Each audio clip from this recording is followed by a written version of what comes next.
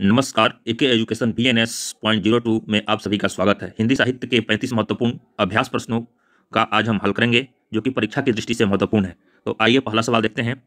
पहला सवाल हमारे सामने है, हिंदी भाषा और साहित्य सेवा के लिए राधाचरण गोस्वामी ने किस संस्था की स्थापना की? ऑप्शन हमारे पास 4 हैं इसके लिए। अ कवि समाज, ब कवि कुल कुमौदी, स गद्य कुमौदी और द हिंदी समाज। तो इसका कौन सा ऑप्शन सही होगा?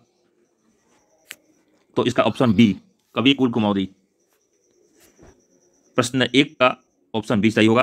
तो आइए अगला प्रश्न देखते हैं।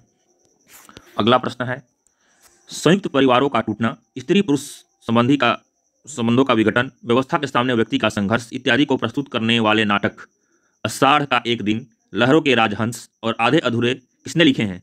ऑप्शन हमारे पास 4 हैं, भुवनेश्वर, रमेश बख्शी, मोहन राकेश, लक्ष्मी नारायण लाल। तो क्वेश्चन नंबर 2 का आंसर होगा मोहन राकेश, स। अगला सवाल देखते हैं। क्वेश्चन नंबर 3 है, नवजागरण की लहर पैदा करने और आज़ादी की लड़ाई के लिए लोकमत का निर्माण करने में अहम भूमिका निभाने वाले पत्र हरिश्चंद्र मैगजीन 1873, हरिश्चंद्र चंद्रिका 1874, बाल बोधनी 1874, मोहन चंद्रिका, नवोदित हरिश्चंद्र चंद्रिका 1884 के संपादक थे। ऑप्शन हमारे पास 4 हैं, सदानंद मिश्र, दुर्गा प्रसाद मिश्र, बाल मुकुंद गुप्त और द है भारतेंदु। तो क्वेश्चन नंबर 3 का option the Bharatendu right answer है इसमें। तो अगला सवाल देखते हैं। अगला 4 नंबर सवाल है हमारे पास, कलकत्ता से प्रकाशित उर्तंद मार्तंड के संपादक कौन थे? ऑप्शन हमारे पास 4 हैं, श्याम सुंदर बंगाली, राजा राम मोहन राय, छोटू लाल मिश्र, युगल किशोर शुक्ल।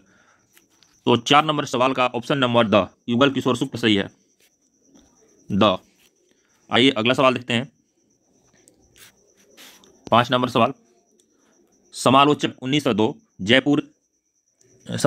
जयपुर, हिंदी केसरी 1904 नागपुर, स्त्री दर्पण 1904 प्रयाग, अभ्युदय 1907 प्रयाग, इंदु 1909 काशी, सम्मेलन पत्रिका 1911 प्रयाग, प्रताप 1913 कानपुर, समाचार 1914 कलकत्ता, सर्वदेशी 1914, छपरौली इत्यादि महत्वपूर्ण पत्र पत्रिकाएं किस युग की हैं?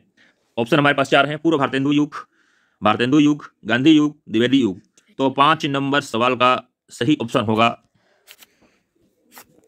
द्विवेदी युग, द।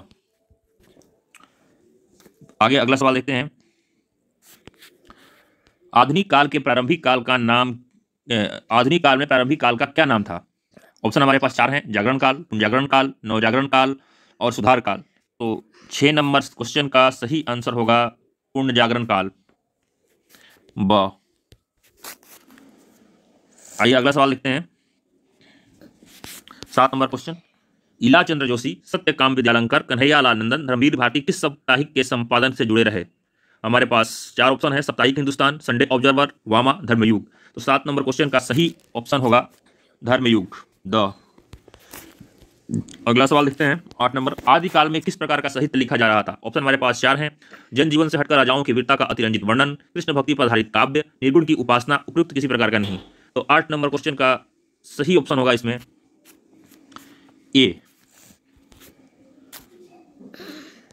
होगा। आदिकाल में जनजीवन से राजाओं की वीरता का अतिरंजित वर्णन का साहित्य लिखा जा रहा था। आदिकाल के कवि चारण कवि कहे जाते थे, जो अपने आश्रयदाता राजाओं की प्रशंसा अतिशयोक्तिपूर्ण करते थे। अतः क्वेश्चन नंबर 8 का ए ऑप्शन। आगे चलते हैं, 9 नंबर क्वेश्चन देखते हैं। 9 नंबर हमारे सामने है, अमीर खुसरो की पहेलियों तथा मुकेरियों का क्या उद्देश्य? अब इसके लिए हमारे पास 4 ऑप्शन है, पृथ्वीराज चौहान की वीरता का वर्णन करना, अलाउद्दीन और हमीर के युद्धों का वर्णन करना, मनोरंजन के माध्यम से लोक व्यवहार की शिक्षा, कोई उद्देश्य नहीं। तो 9 नंबर सवाल का सही ऑप्शन होगा मनोरंजन के माध्यम से लोक व्यवहार की शिक्षा, सी। अमीर खुसरो की पहेलियों मुकेरियों का उद्देश्य मनोरंजन के माध्यम से लोक व्यवहार की शिक्षा देना है। अब आगे देखते हैं, क्वेश्चन नंबर 10 हमारे सामने है, वीर गाथाकालीन रासो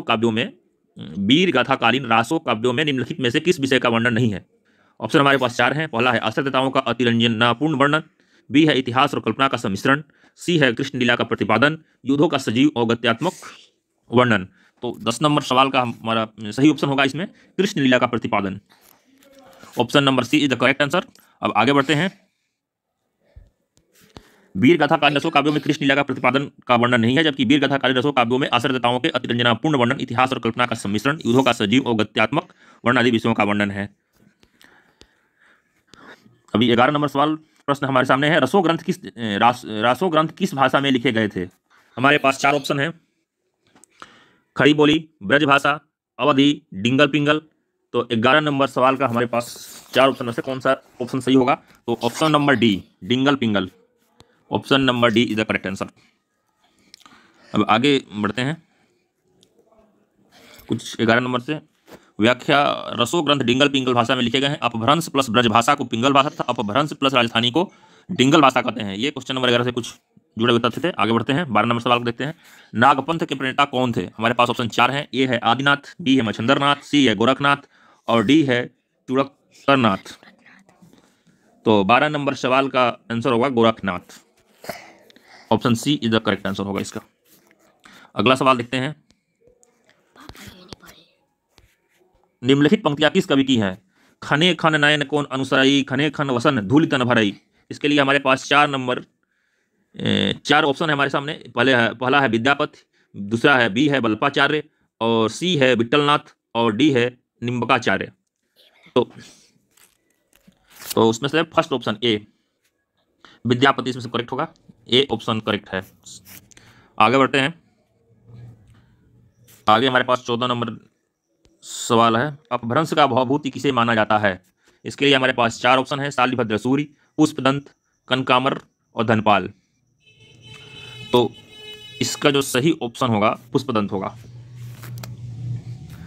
अपभ्रंश के दूसरे कवि पुष्पदंत 10वीं शताब्दी में पैदा हुए थे। वे शैव थे किंतु बाद में अपने आश्रयदाता के अनुरोध से जैन हो गए थे। ये अपने को अभिमान मेरु कहते हैं। पुष्पदंत को अपभ्रंश का भवभूति कहा जाता है। यह कुछ तथ्य। और अब आगे बढ़ते हैं। 15 नंबर सवाल हमारे सामने। गद्य पद्य मिश्रित चंपू काव्य है और 3 ऑप्शन है हमारे सामने। वर्ण रत्नाकर, उक्त विभक्ति प्रकरण, स्थूली भद्र रास। तो इसमें से कौन सा ऑप्शन सही होगा? तो वर्ण रत्नाकर ऑप्शन नंबर ए सही आंसर होगा। गद्य पद्य मिश्रित चंपू काव्य है।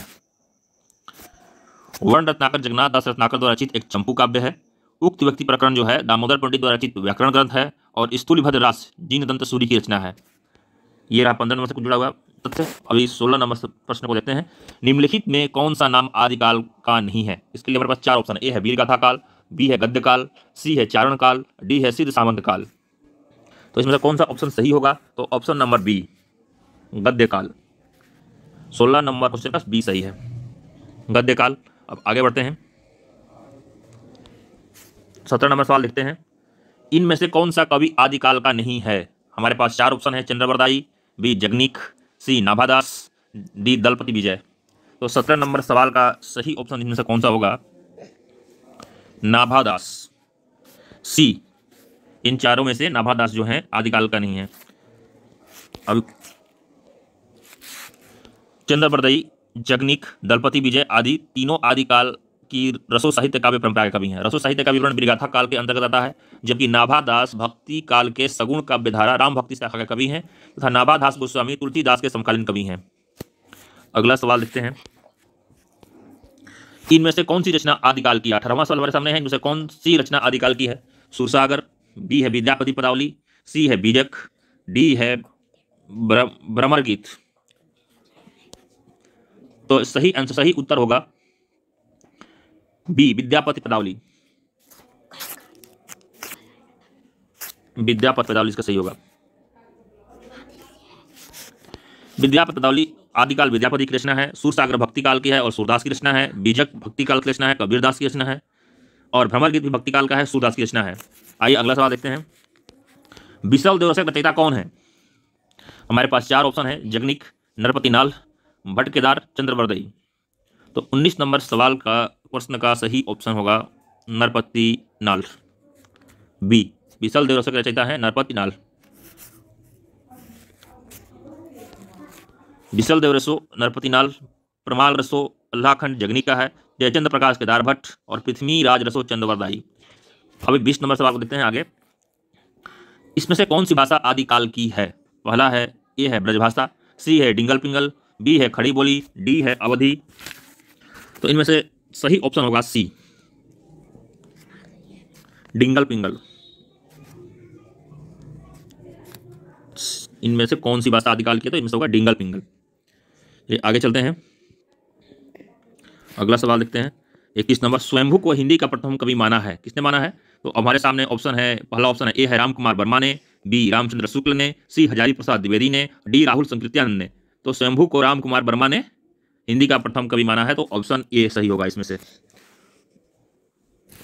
स्वयंभू को डॉक्टर रामकुमार वर्मा ने हिंदी का प्रथम कवि माना है। डॉक्टर वर्मा ने स्वयंभू को अपभ्रंश का सर्वप्रथम कवि माना, जबकि डॉक्टर गणपति चंद्रगुप्त ने अपने हिंदी साहित्य के वैज्ञानिक इतिहास में शालिभद्र सूरी को हिंदी का प्रथम कवि स्वीकार किया है। इस प्रश्न से जुड़ा हुआ कुछ तथ्य था। आगे बढ़ते हैं। 22 नंबर सवाल हमारे सामने है, सिद्धों में प्रचलित महामुद्रा शब्द का अभिप्राय है। तो ऑप्शन नंबर 1 है सिद्ध हेतु आसन का एक रूप, बी सिद्ध हेतु जाने वाली एक क्रिया, सिद्धि प्राप्त हेतु स्त्री संसर्ग, डी सिद्धि प्राप्त हेतु स्त्री से विरक्ति। तो 22 नंबर प्रश्न का सही ऑप्शन होगा सिद्धि प्राप्त हेतु स्त्री संसर्ग, सी। अब इसका थोड़ा व्याख्या समझ लेते हैं। सिद्धों में प्रचलित महामुद्रा शब्द का अभिप्राय है सिद्धि प्राप्त हेतु स्त्री संसर्ग। हिंदी के सिद्धों का संबंध बौद्ध धर्म की ब्रजयान शाखा से है, जिसमें महामुद्रा को व्याख्यायित करते हुए कहा गया है कि तांत्रिक उपासना में वह साधना सिद्ध योगिनी जिसे साधक अपनी सहचरी बनाकर साधना करता है, तब उस साधना पद्धति को महामुद्रा कहा जाता है। सिद्ध साहित्य के प्रथम कवि, हिंदी के भी प्रथम कवि सरहप्पा ने अपने ग्रंथ दोहा कोश में सिद्धि हेतु 4 मुद्राओं का वर्णन किया है, कर्म मुद्रा, धर्म मुद्रा, ज्ञान मुद्रा, महामुद्रा। तो अब आगे बढ़ते हैं, अगला सवाल देखते हैं। अब्दुल रहमान कृत संदेश राशक है, इसके लिए हमारे पास 4 ऑप्शन है।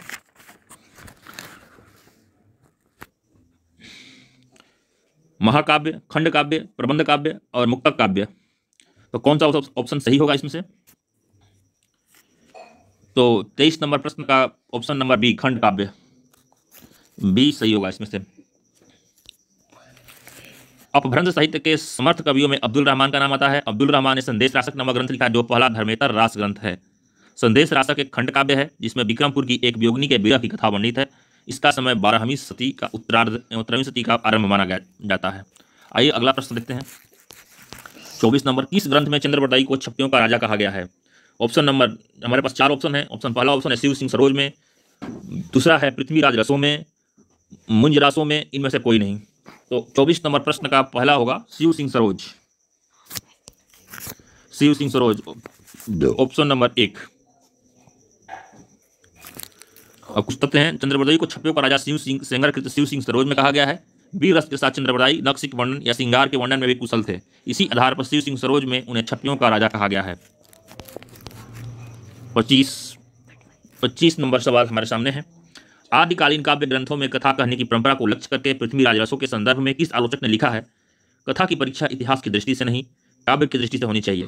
पुरानी कथाएं काव्य ही अधिक हैं, इतिहास में एकदम नहीं है। तो हमारे पास 4 ऑप्शन है, मुनि जिन विजय, राहुल सकृत्यायन, हजारी प्रसाद द्विवेदी, विश्वनाथ प्रसाद मिश्र। तो 25 नंबर सवाल का प्रश्न का उत्तर होगा, सही ऑप्शन होगा हजारी प्रसाद द्विवेदी, सी। कुछ तथ्य पढ़ लेते हैं इस संबंध में, इस प्रश्न के संबंध में। पृथ्वीराज रसों के संदर्भ में आचार्य हजारी प्रसाद द्विवेदी ने लिखा है कि कथा की परीक्षा इतिहास की दृष्टि से नहीं, काव्य की दृष्टि से होनी चाहिए। पुरानी कथाएं काव्य ही अधिक है, इतिहास में गम नहीं है। राहुल सकृत्यायन का इतिहास ग्रंथ हिंदी का 1944 में प्रकाशित हुआ था। हजारी प्रसाद द्विवेदी का इतिहास ग्रंथ हिंदी साहित्य की भूमिका 1940 तथा विश्वनाथ प्रसाद मिश्र का साहित्य इतिहास ग्रंथ हिंदी साहित्य का अति 2 भाग में है। अगला प्रश्न देखते हैं। 26 नंबर, निम्नांकित में से सिद्ध साहित्य के विषय में कौन सा कथन सत्य नहीं है? पहला ऑप्शन है सिद्ध साहित्य का झुकाव सहज साधना की ओर है। सिद्ध साहित्य के प्रथम कवि सरहप्पा हैं। सिद्ध साहित्य की रचना 4 पदों तथा दोहों में हुई है। सिद्ध साहित्य का प्रणयन पिंगल भाषा में हुआ है। तो 26 नंबर का ऑप्शन नंबर डी होगा, सिद्ध साहित्य का प्रणयन पिंगल भाषा में हुआ है। अगला सवाल देखते हैं। काल क्रमानुसार संगत क्रम क्या होगा?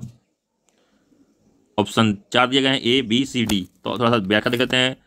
कुबलय माला 8वीं शताब्दी के हैं, राउरवेल 10वीं से 11वीं शताब्दी, उक्त व्यक्ति जो प्रकरण है 12वीं शताब्दी और कीर्तिलता जो रचना है वो 13वीं शताब्दी की है। तो इसको ध्यान में रखते हुए 27 नंबर का ऑप्शन बी होना चाहिए। कुबलय माला, राउरवेल, उक्त व्यक्ति प्रकरण और कीर्तिलता, ये सही होगा। पहला होगा कुबलय माला, फिर राउरवेल, फिर उक्ति व्यक्ति प्रकरण, फिर कीर्तिलता। तो 27 नंबर से आगे बढ़ते हैं। कालक्रम की दृष्टि से इसमें सबसे पुराने कवि हैं। हमारे पास 4 ऑप्शन हैं। पहला है तुलसीदास, दूसरा है सूरदास, तीसरा सी है बिहारी, डी है विद्यापति। तो 28 नंबर का कौन सा ऑप्शन सही होगा? कालक्रम की दृष्टि से सबसे पुराने कवि विद्यापति हैं। तो निम्नलिखित कवियों का कालक्रम इस प्रकार देखें। विद्यापति हैं 1350 ईस्वी से 1460 ईस्वी तक है। सूरदास है 1478 से 1583 ईस्वी तक। तुलसीदास का है 1532 से 1623 ईस्वी तक।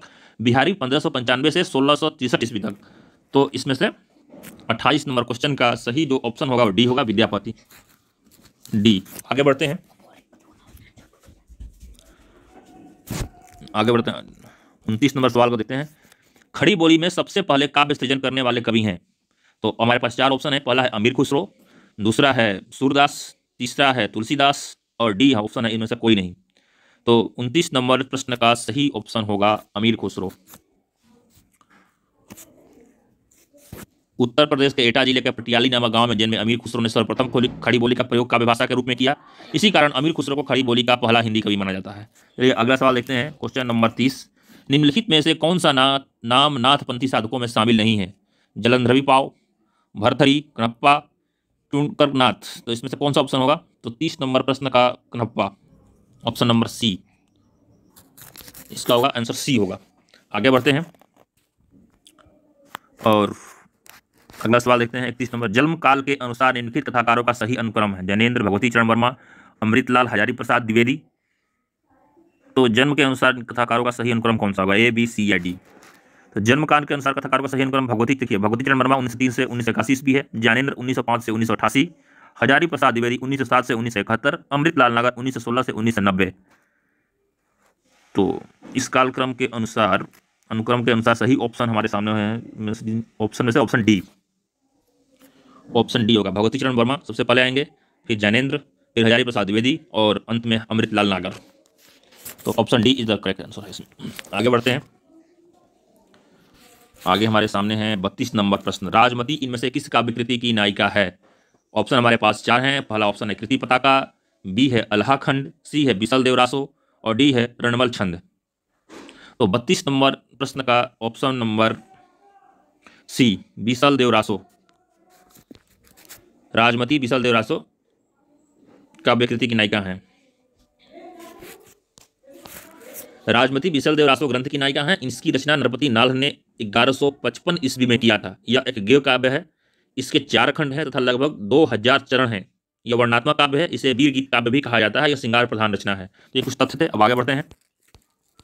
23 नंबर सवाल हमारे सामने है। महापंडित राहुल सकृत्यायन ने इनमें से किस कवि को हिंदी का पहला कवि माना है? तो पहला ऑप्शन, 4 ऑप्शन हमारे सामने है। पहला है स्वयंभू, दूसरा है सरहपाद, सी है पुष्पदंत और डी है गोरखनाथ। तो 33 नंबर प्रश्न का सही ऑप्शन होगा सरहपाद, बी, सरहपाद।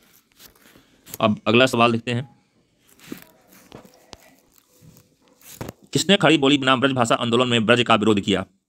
इसके लिए हमारे पास 4 ऑप्शन है। जगन्नाथ प्रसाद रत्नाकर, राधाचरण गोस्वामी, प्रताप नारायण मिश्र, अयोध्या प्रसाद खत्री। तो 34 नंबर प्रश्न का सही ऑप्शन होगा द अयोध्या प्रसाद खत्री।